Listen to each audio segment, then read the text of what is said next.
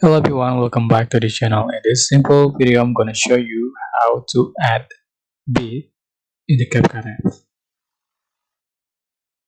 So select your audio and then you can select the auto beat to add the beat automatically, and you can also select match cut to add the beat manually. So for example, I'm going to select the auto beat and will appear to option beat 1 or beat 2.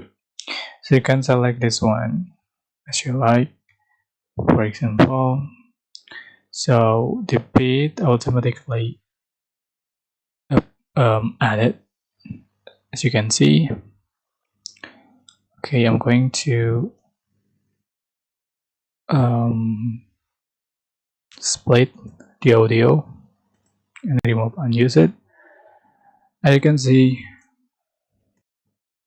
the beat, and just match cut the video with the audio and just split according to the beat, and so on. Alright, that's it. I hope this tutorial was helpful for you guys. Don't forget to like, comment, share, and also subscribe to this channel if you haven't done that already.